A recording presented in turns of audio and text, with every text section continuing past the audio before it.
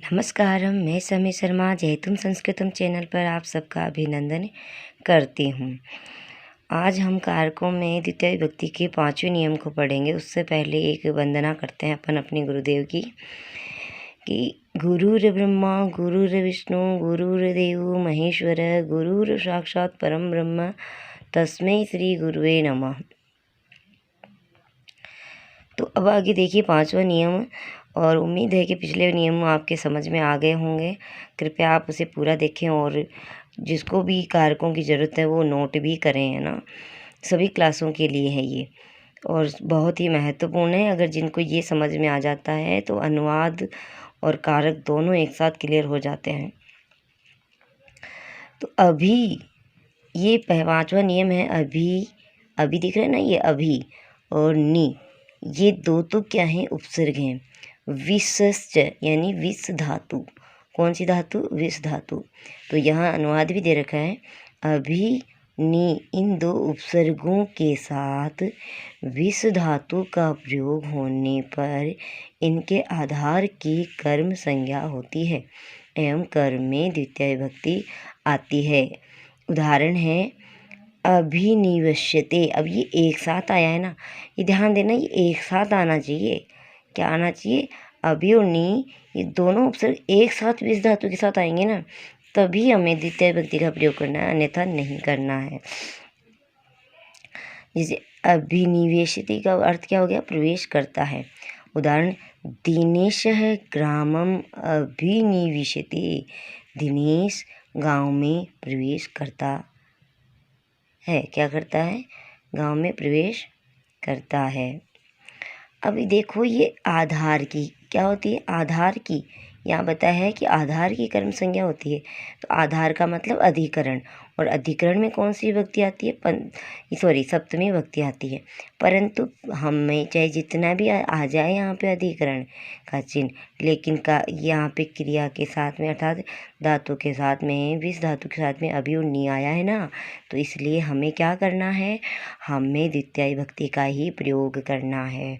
तो अगर ऐसे आ जाए कि कौन सी विभक्ति, ऐसे अंडरलाइन आ जाएगा, तो इसमें ग्रामर में द्वितीय विभक्ति है, कारण पूछे तो अभी नी उपसर्ग दोनों विस धातु से पहले आए, इस वजह से। ठीक है, अब है 6वां नियम अकथितम च। अकथितम में क्या होता है कि कुछ धातुएं हैं, 16 धातुएं, उन 16 धातुओं के बारे में बताया गया। अब ध्यान से देखना सुनना कि इस सूत्र के अनुसार अपादान आदि कारकों की जहाँ विवक्षा नहीं होती, अपादान से अपादान कौन सा होता है, पंचमी होते हैं ना, तो वहाँ अपादान से अलग होने के अर्थ, तो वहाँ पे क्या होता है, विवक्षा नहीं होती, अर्थात उसका मतलब नहीं होता है वहाँ पे, वहाँ उनकी कर्म संज्ञा होती है। क्या हो जाती है, कर्म संज्ञा हो जाती है, अर्थात द्वितीय विभक्ति हो जाती है। और कर्म में तो द्वितीय विभक्ति आती है, तो कर्म में द्वितीय विभक्ति प्रस्तुत होती है। संस्कृत भाषा में इस प्रकार की 16 धातुएं हैं।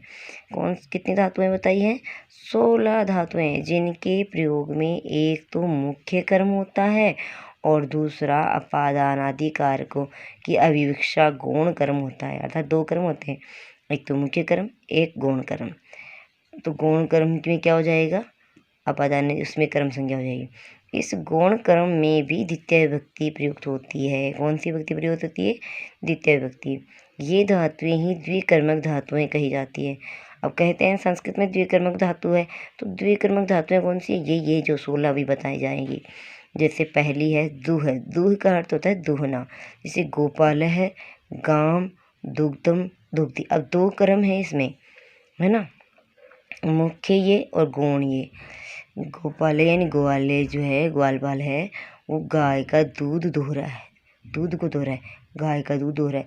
अब ये गाय है ना, ये गौण है, तो यहाँ गौण के अंदर क्या कर देंगे, द्वितीय विभक्ति लगा देंगे।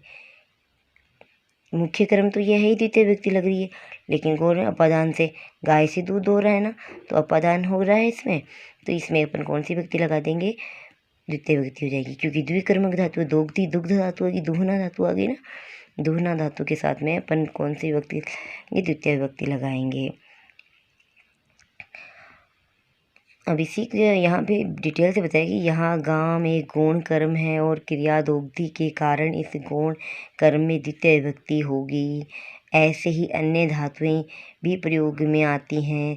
समझने के लिए जिस वाक्य में दो कर्म हो उसका प्रथम कर्म गौण होगा, अधिकतर होता है ऐसा। वैसे कुछ एक 3-4 धातुएं ऐसी जिनमें पीछे वाले में भी हो जाता है, परंतु अधिकतर में यही यहाँ उनकी धातुएं क्रियाओं के कारण द्वितीय विभक्ति का प्रयोग होता है। जैसे पच धातु है, पच यानी पकाना, ये ऐसे मतलब सभी के लिए आया है। पकाना पच आ जाए ना क्रिया के अंदर, तब भी अपन को क्या करना है, द्विकर्मक बनाना है। यानी से पहले वाले में क्या करना है, द्वितीय विभक्ति लगानी है। और याच यानी मांगना, याच धातु आ जाए तो अभी अपन क्या करना है, कौन सी विभक्ति लगाना है, द्वितीय विभक्ति का प्रयोग करना है। यानी द्विकर्म होगी, दो कर्म होंगे, कहने का तात्पर्य ये है, दो कर्म होंगे।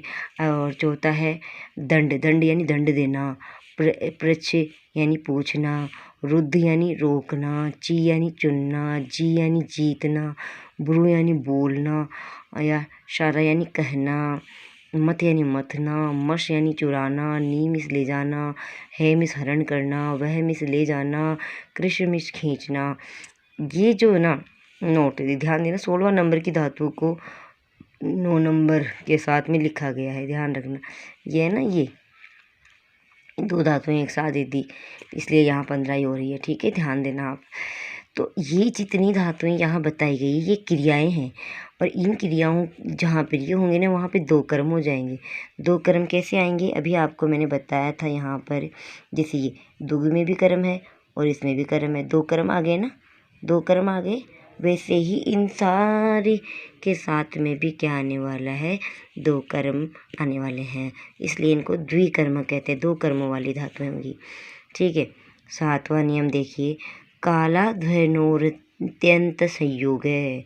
इसका अर्थ ये हुआ कि कालवाचक और मार्गवाचक, कालवाचक यानी समयवाचक और मार्गवाचक में से जो रास्ता वगैरह होता है उनके लिए शब्दों में अत्यंत संयोग होने के कारण गम्यमान में, जाने वाले में, अर्थात गम्यमान जाने वाले में द्वितीय विभक्ति का प्रयोग होता है।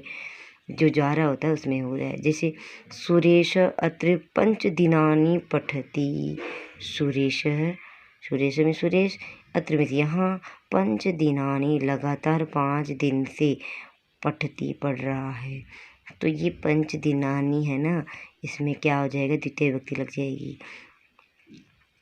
और समयवाचक हो गया, कालवाचक हो गया ना, और लगातार समय एकदम 5 दिन से लगातार कर रहा है, तो ये समय का क्या है, अत्यंत ज़्यादा संयोग हो रहा है।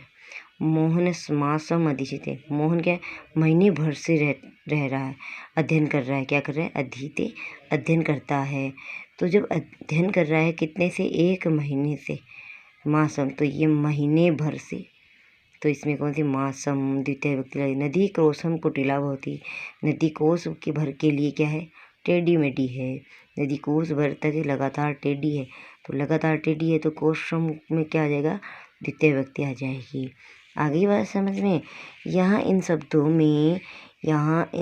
में लगातार 5 दिन से, महीने भर से, कोस भर, इन अर्थों वाले शब्दों या समय व मार्ग से अत्यंत संयोग होने के कारण इन शब्दों में कौन सी विभक्ति हुई है, आएगी, द्वितीय विभक्ति आएगी। तो ये जो नियम हैं अपन ने पढ़े हैं, इन नियमों को आप ध्यान से पढ़ें और करें। आगे के नियम के लिए बताएंगे आपको आगे। और जय तुम भारतम, जय तुम संस्कृतम।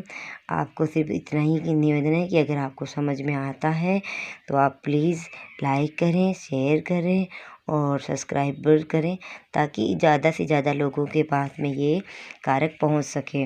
आपको समझ में आना चाहिए, अगर नहीं आ रहा है तो आप मुझे कमेंट करके ये भी बता सकते हैं कि क्या आपको समझ में आया और क्या आपको नहीं समझ में आया। धन्यवाद।